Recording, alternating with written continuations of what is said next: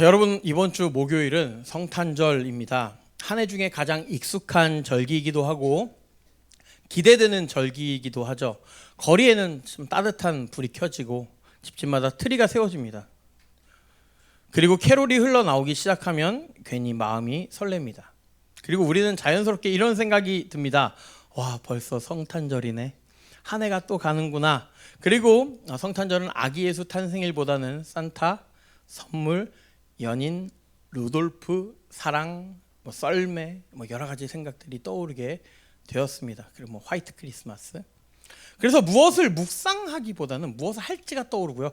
이번 크리스마스 때 뭐 하지? 누구를 만나야 할지가 생각됩니다. 그래서 어떤 청년은 그렇게 얘기하더라고요. 목사님, 저는 크리스마스 때 할 것도 없고 만날 사람도 없어서 24일 날 잤다가 26일 날 일어났으면 좋겠어요. 이렇게 얘기하는 청년들도 봤는데요. 하지만 한 가지가 조금 아쉬워요. 자꾸만 성탄절이요, 우리끼리 즐기는 시간이 된다라는 것입니다. 예수님이 오신 날인데 정작 예수님은 뒤쪽에 놓고 우리끼리 즐기는 시간이 되어 간다라는 거예요. 성탄절보다는 크리스마스 이브가 더 중요한 것처럼 여겨집니다. 어떤 분위기와 감정과 일정이 앞에 서 있고 예수님은 뒤로 갑니다. 성탄 감사 축제라고 말하지만 예수님보다는 서로가 즐기는 시간이 되었습니다. 나쁜 건 아니지만 그 안에 예수님이 주인공이 되어 있지는 않는 것 같습니다. 행복한 성탄, 따뜻한 연말은 있지만 정작 왜 예수님이 이 땅에 오셨는지에 대해 묵상하지 못하는 경우가 참 많이 있어요. 예수님이 이 땅에 왜 오셨을까? 성탄절, 예수님이 오신 이 날은 내 삶에 어떤 의미일까를 생각하며 성탄절을 기념했으면 좋겠습니다. 그 의미를 묵상했으면 좋겠습니다. 어쩌면 너무 익숙해서 놓쳐버린 그 의미들을 다시 한번 잡아봤으면 좋겠습니다. 여러분, 특별히 예수님 오시면 얼마나 놀라운 사건입니까? 하늘의 영광을 버리고 이 땅에 오신 거예요. 하늘의 모든 영광을 버리고 이 땅에 오신 거예요. 그것은 어떤 설화가 아니라요, 우리의 인생을 바꾸는 사건이고요, 인류의 삶을 변화시키는 사건이었습니다. 그래서 성탄을 준비하는 이 시점에 오늘 말씀을 통해서 왜 예수님이 이 땅에 오셨을까라는 질문을 함께 던져보고 그에 대한 답을 말씀 가운데 찾아봤으면 좋겠습니다. 그 마음으로 말씀을 살펴봤으면 좋겠는데요. 첫 번째로 예수님은 은혜를 흘려보내기 위해 오셨습니다. 여러분, 성탄절은 어떤 날입니까? 예수님 이 땅에 오신 날이죠. 너무나 잘 알죠. 중요한 건 이거예요. 그렇다고 제가 25일 날 말씀드릴 텐데, 그렇다고 25일이 정확히 예수님 생일은 아닙니다. 그냥 우리가 그날로 기념하여 지키자라고 해서 임의적으로 정한 거예요. 하지만 우리가 기억해야 될 것은 확실히 있죠. 중요한 건 이거예요. 예수님은 하늘에서 은혜를 가지고 계시다가 그 은혜를 가지고만 계시지 않았다라는 거예요. 은혜를 설명하러 이 땅에 오신 게 아니라 은혜를 가지고 이 땅에 오셨다라는 거예요. 그리고 그 은혜를 흘려보내기 위해 오셨다라는 것입니다. 그래서 오늘 본문의 내용을 보세요. 비판하지 말래요. 정죄하지 말래요. 용서하래요. 그냥 주래요. 대부분 다 이런 얘기예요. 이 말씀들 혼자 살면 아무 상관없는 내용입니다. 얼마든지 할 수 있어요. 혼자 사는 사람 되게 쉬워요. 용서 내가 나를 용서하는데 그러니까 전혀 문제가 없죠. 하지만 이제 예수님은 은혜를 마음속에만 간직하지 말고 다른 사람들에게 흘려보내라라고 오늘 말씀 얘기하고 있는 거예요. 예수님 먼저 그러셨잖아요. 이 땅에 오신 이유가 뭐예요? 흘려보내기 위해서라는 거예요. 예수님 자신이 이 땅에 오신 이유가 이것이기 때문에 말씀하시는 거예요. 인간을 평가하기 위해 이 땅에 오신 게 아닙니다. 인간을 저주하기 위해, 인간에게 손가락질하기 위해, 너네 너무 답답해서 내가 일부러 내려왔어, 너네 그렇게 하지 마, 이게 아니에요. 사람들에게 마지막 기회 같은 것을 주기 위해서 이 땅에 오신 게 아니에요. 잘한 사람들 선택하려 오신 거 아니에요. 죄 속에 파묻힌 사람들, 상처 있고 병든 사람들, 엉망인 관계 속에 있는 사람들, 절대 자기 자신으로는 구원받을 수 없는 사람들, 그 사람들에게 들어오신 거예요. 그 오신 날이 바로 성탄절입니다. 그래서 성탄절을 맞이한다는 건 기분 좋아지는 것으로 끝나는 시간이 되어서는 결코 안 된다는 거예요. 내가 그 은혜를 어떻게 흘려보내야 하는가 고민해야 된다는 거예요. 특히 연말 되면요, 우리 자연스럽게 마음을 잡죠. 이렇게 한 해 마무리하자. 잘했다, 이 정도 했지. 한 해 고마운 사람들한테 고마운 표현하고, 힘든 관계 여기까지 정리하자. 정리해버리죠. 올해 잊지 마자, 이 관계 정리해야겠다, 굳이 애쓰지 말자. 이런 마음 이해돼요. 저도 그래요. 그런데 예수님은 이 시기에 이렇게 말씀하십니다.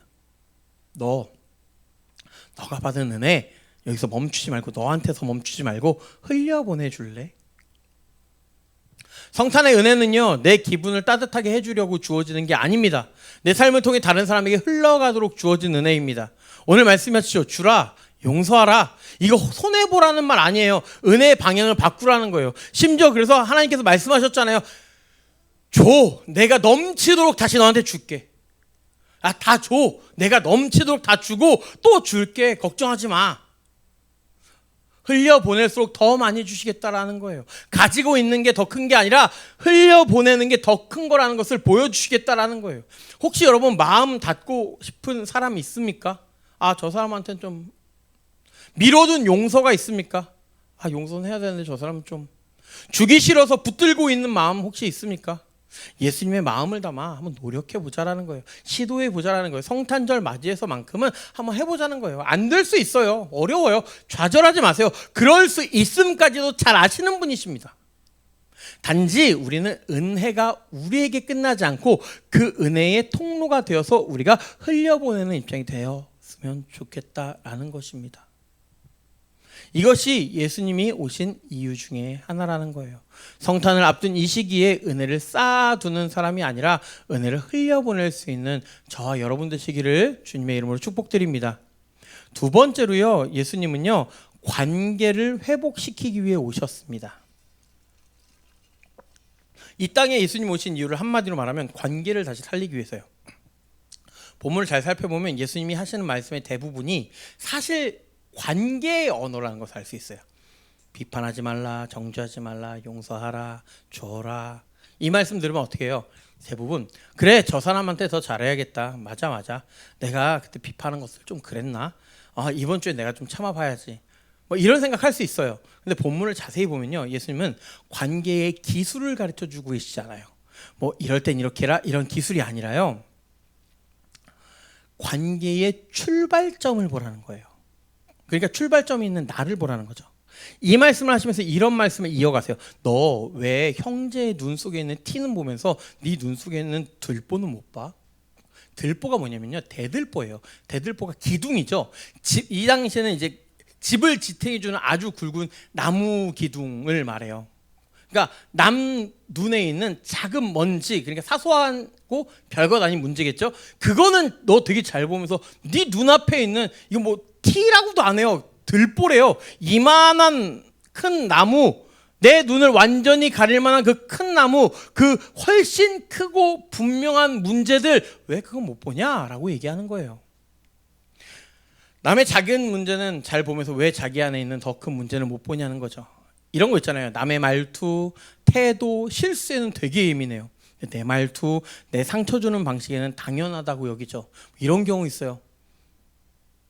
제가 그런데 약간 저도 이제 그 반성하고 있어요. 근데 나 그래, 나 T라서 그래, 나 쌉T야. 미안해. T라서 그런 거 좀 이해해. 넌 F라서 어떻게 반응할 수 없지만 내가 쌉T야. 어쩔 수 없어. 그래, 나 죄인이야. 맞아. 나 사람이야. 부족해. 이게 아니라 내가 그렇게 부족하면 상대도 부족할 수 있다는 것을 인정해야 된다는 거예요. 상대의 부족함은 쉽게 판단하면서 내 부족함은 그럴 수 있어 라고 인정하는 거죠. 그러니까 이 말은 너 자신부터 봐봐 라고 말씀하시는 거예요. 그러면서 너 자신에 있는 들보를 치워, 이 얘기가 아니라 너도 있으니까 상대의 티도 있을 수 있어 라고 이해하라는 거예요. 내가 받은 하나님의 은혜, 그 은혜 받은 사람답게 나 자신을 먼저 점검하고 있어 보라는 거예요. 예수님의 이 관계의 문제의 시작은 내 마음의 상태부터 출발하라는 거죠. 그럼 예수님은 왜 비판과 정죄에 대해 이렇게 강하게 말씀하셨을까요? 그러니까 이유는 생각보다 간단합니다. 은혜 받은 사람은 높은 자리에서 사람을 내려다보는 자리가 이제 아니에요. 은혜 받은 사람은요, 내가 얼마나 낮은지를 안 사람이에요. 내가 얼마나 큰 죄인인지 아는 사람이에요. 내가 얼마나 연약한 죄인인지 아는 사람이에요. 하나님 앞에서 우리는요, 결코 누구도 비판할 자격이 없다라는 것을 아는 사람들이에요. 내가 죄인 중에 괴수라는 거예요. 예수님 이 땅에 왜 오셨습니까, 여러분? 관계를 회복하시기 위해서죠. 가장 관계는 뭐예요? 가장 첫 번째 관계는 뭐예요? 하나님과 우리예요. 하나님과 우리가 죄로 갈라섰는데 죄 때문에 만날 수 없는데, 하나님의 음성을 들을 수 없고 하나님께 나아갈 수 없는데, 우리 하나님께 기도해도 그 기도가 응답되지 않는데, 우리가 아무리 외쳐도 하나님께 나아갈 수 없는 것은 내가 죄인이기 때문이에요. 하나님과 우리의 사이는 완전히 갈라졌었어요. 그랬는데 예수님이 이 땅에 오셔서 화목하게 하신 거예요. 그러니까 너희도 은혜 받았잖아. 그러면 은혜 받는 자로서 살아가 줄래? 더 줄게. 그렇게 살아가 줄래라고 얘기하는 거예요. 근데 이렇게 말하면 우리 주위 사람들 관계만 생각합니다. 아, 내가 주위 사람들 잘 해야지 이렇게 생각해요. 하지만 예수님이 말씀하신 부분은요, 내가 좋아하는 사람들, 나와 잘 맞는 내 주위 사람들에게 한정된 말이 아닙니다. 연약한 사람들에게 나가라는 거예요. 지금 언제예요? 특히 연말이고 겨울입니다. 사실 가장 외로운 사람들이 많은 계절입니다. 저는 하나님이 이렇게 겨울에 성탄절을 예비하신 이유도, 우리가 선택했지만 사람이 만들었지만 하나님이 예비하심 없이는 있을 수 없잖아요. 그 이유 중에 하나도 이런 것 같아요. 추운 겨울, 연말, 좀 힘든 사람들, 연약한 사람들, 너네가 좀 돕지 않을래? 내가 이 땅에 온 이유를 한 번 더 생각하면서 돕지 않을래? 라고 얘기하시는 것 같아요. 외로운 사람들이 참 많은 계절이잖아요. 가족 없는 사람들도 그렇고요, 관계 끊어진 사람들도 그렇고요, 경제적으로 더 추운 사람들도 있을 수 있어요. 말 한마디 할 수 없는 그런 사람들도 있고요. 요즘에 보니까 보이스피싱이나 이런 걸로 순식간에 빚쟁이로, 빚밖에 안 남은 사람으로 남아버리는 사람들도 참 있더라고요. 예수님이 이 땅에 오신 이유는 우리끼리 따뜻하라고 오신 것이 아닙니다. 우리끼리 교회에만 모여서 335 즐겁게 지내라고 오신 것이 아닙니다. 내 가족끼리만 맛있는 음식 먹으면서 행복하게 있고 연인들끼리 사랑하면서 보내라고 오신 게 아니라, 은혜를 먼저 받은 우리가 은혜가 필요한 자리로 한 걸음 나아가게 하기 위해서 오셨다라는 거예요. 그래서 은혜를 먼저 받는 게 중요합니다. 그리고 내가 은혜를 받은 자라면 깨닫고요, 그리고 그것을 알았다면 섬김을 받는 자리에서 섬겨주는 자리로 우리가 이동할 수 있어야 돼요. 많이 섬김 받았잖아요. 심지어 예수님도 우리를 섬기셨잖아요. 그러니까 우리도 이제 섬기자고요. 예수님 안 보이잖아요. 여러분, 예수님 눈으로 보신 분 없죠. 그럼 어떻게 섬겨야 돼요? 예배하고 뭐 하고 이런 것도 맞지만, 주위에 있는 가장 약한 자들, 가장 부족한 자들, 그들을 섬기는 것도 예수님을 섬기는 것이라고 주님 말씀하셨습니다. 작게는 내가 아는 사람들, 가족, 친구들 있겠죠. 근데 친구들 중에서도 좀 이렇게 연락 안 되고 부족한 힘든 친구들 있잖아요. 먼저 선뜻 연락하기에는 그 친구들, 힘든 친구들 있잖아요. 믿고 연락 한번 해보자는 거예요. 사랑으로 연락 한번 해보자는 거예요. 또 교회 사람들도 있죠. 나에게 먼저 말 걸어주는 친한 분들 말고 또 다른 분들 있잖아요. 아, 저분들 항상 얼굴 표정이 좀 안 좋은데 한번 인사해볼까? 이런 것들 있잖아요. 그리고 더 나아가서 우리가 얼굴도 모르는 이웃들 있겠죠. 그들에게 사랑을 전하는 좀 이런 겨울, 그리고 성탄절 주간 됐으면 좋겠어요. 그래서 사실 저도 교회를 통해서 뭔가 여러분과 함께 하고 싶다라는 마음이 들어서 연탄 봉사를 굳이 12월 27일 날 연탄은행에 팍팍 우겨가면서 하겠다 그랬어요. 원래 뒤에도 할 수 있는데, 저는 좀 이 시기에 함께 그런 사랑의 나눔의 시간이 되었으면 좋겠어서 좀 바쁘지만 이 시간을 했습니다. 그래서 흘려보내는 교회가 되었으면 좋겠어요. 저희 교회도 돈 들어가는 거 많죠. 물질적으로 힘들어요. 맞아요. 괜찮아요. 그런데 여러분 신경 쓸 거 아니고 여러분 하나님과의 관계만 신경 씁시다. 일단은. 네. 그리고 이런 여러분, 우리가 부족하지만 계속해서 흘려보내야 돼요. 계속해서 흘려보내야 돼요. 나 쓸 거 없어가 아니라, 내가 부족할지라도, 그리고 내가 넉넉할지라도 상관없이 내가 흘려보내는 일을 해야 돼요. 왜요? 예수님이 그렇게 하라고 하셨잖아요. 더 채워주시겠다고 말씀하셨잖아요. 그래서 여러분 좀 함께 했으면 좋겠다고 계속해서 제가 말씀을 드리는 거고요. 그리고 내년에는 더 풍성하게 흘려보낼 수 있는 연탄봉사뿐만이 아니라 좀 주위의 이웃들에게 나아갈 수 있는 방법을 찾아서 이렇게 흘려보낼 수 있는 교회가 되었으면 좋겠습니다. 그래서 우리 성도님들이 이제 좀 이유식만 먹고 자라는 게 아니라 고기도 먹었으면 좋겠어요. 그래서 고기 먹고 잘 자라났으면 좋겠어요. 여러분, 이렇게 관계 회복을 위해 흘려보낸다는 게 어떤 큰 행동만 말하는 게 아닙니다. 아주 작은 선택에서 시작됩니다. 지나치지 않고 바라보는 거예요. 말 한마디를 조금 더 따뜻하게 해보는 거예요. 나만을 위해 쓰려던 시간 잠깐 멈추고 나누는 거예요. 이게 바로 은혜가 관계로 흘러가는 모습입니다.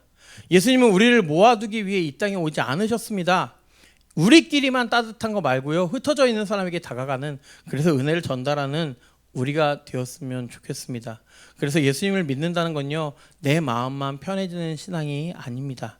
관계가 다시 살아나는 신앙입니다. 하나님과 나의 관계가, 나와 이웃의 관계가.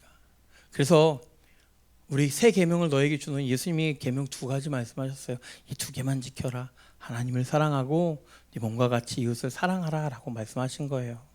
우리가 그 2가지 하며 나아가라는 거예요. 이 관계, 하나님과 나와 이웃의 관계, 이 관계 안에서 사랑을 실천하라 라는 것입니다. 하나님의 은혜는 내 마음에서 시작되어서 이웃에게, 외로운 사람에게, 소외된 자들에게로 흘러가게 되어질 것입니다. 그리고 우리 하나님은 그렇게 우리를 통해 일하실 것입니다. 멈추지 않고 흘러가는 은혜의 통로, 축복의 통로가 되어지는 저와 여러분 되시길 주님의 이름으로 축복드립니다. 한 가지만 더 보죠. 3번째, 예수님은 삶의 기초를 바꾸기 위해 오셨습니다. 첫 번째, 예수님은 은혜를 흘려보내기 위해 오셨어요. 그리고 관계를 또 회복시키면서 또 흘려보내기를 원하시죠. 그리고 삶의 기초, 우리의 삶의 기초, 나의 삶의 기초를 바꾸기 위해 이 땅에 오신 거예요.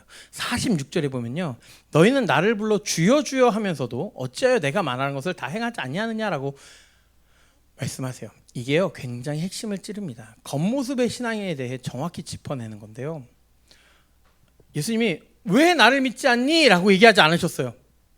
왜 나를 모르니? 라고 얘기하지 않으셨어요. 안 믿는 사람한테 한 얘기 아니에요. 믿는 사람한테 한 얘기예요. 주여 주여라고 부르는 믿는 사람들에게 하신 말씀이에요. 너네 다 나한테 주여 주여 주여 주여라고 하는데 왜 내가 말하는 건 하지 않아? 라고 얘기하는 거예요. 그런데 너의 삶의 기초는 어디 있느냐라고 말씀하세요. 이게 우리가 신앙생활 하다 보면 오해하는 경우가 있는데, 교회 와서 이렇게 예배 와서 말씀 듣고 아멘 하고 끝나고 축도 받고 집에 가면 끝이라고 생각하는 경우가 있습니다. 뭐 그런 시기도 필요해요. 이유식을 먹는 시기겠죠, 어떻게 보면. 아까 말한 것처럼. 하지만 사람이 자라면 자라갈수록 어떻게 돼요? 먹는 것들이 바뀌고 식습관이 바뀌고 해야 되는 행동들이 바뀝니다. 자라나면 자라날수록.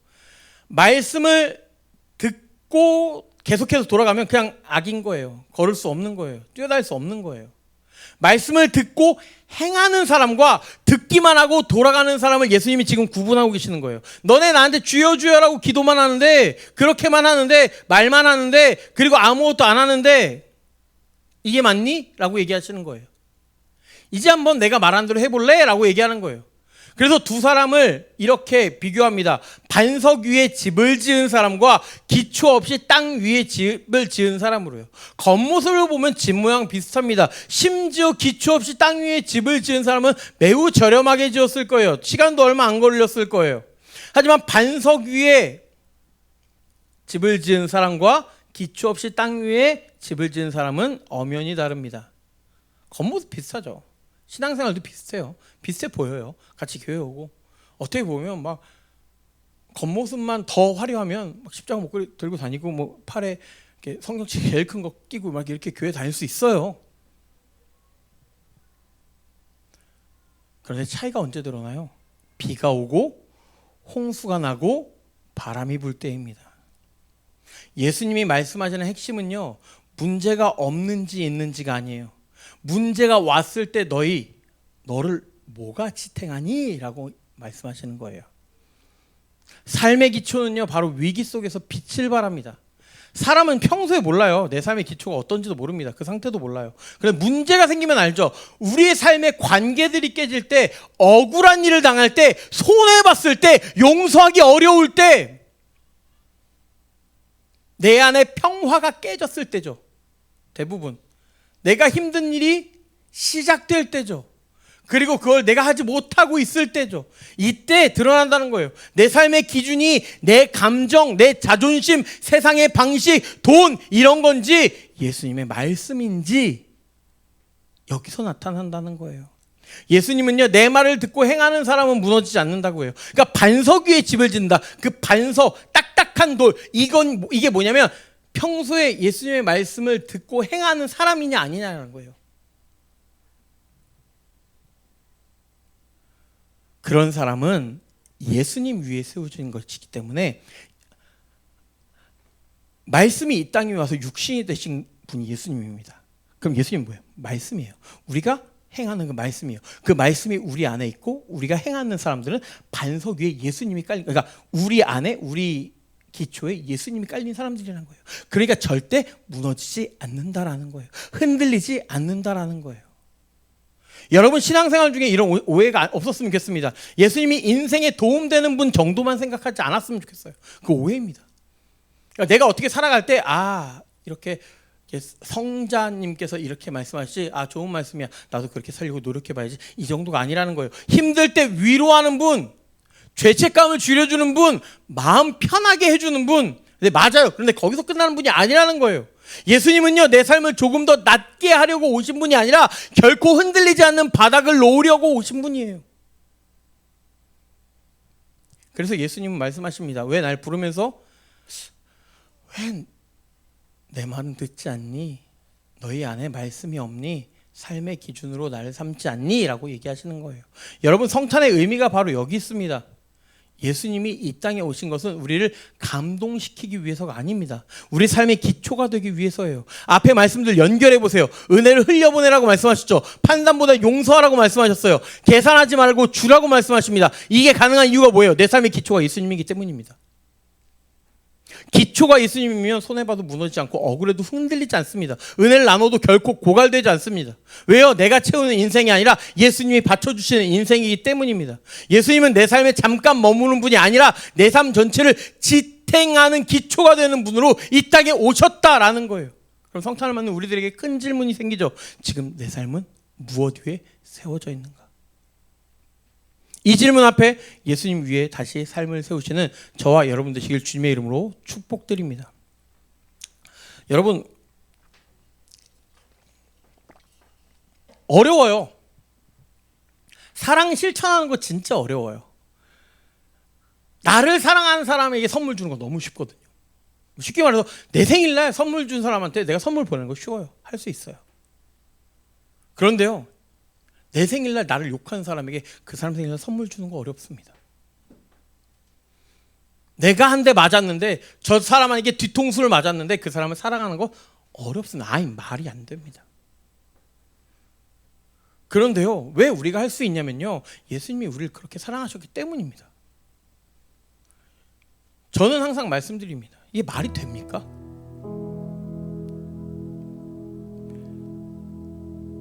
창조주가 있고 피조물이 있는데요, 이 창조하신 분이 피조물 때문에 피조물이 되어 이 땅에 오신 것입니다. 창조하신 분이에요. 피조물을 너무나 사랑해서 피조물이 되어 이 땅에 오셔서 피조물에게 죽임을 당하고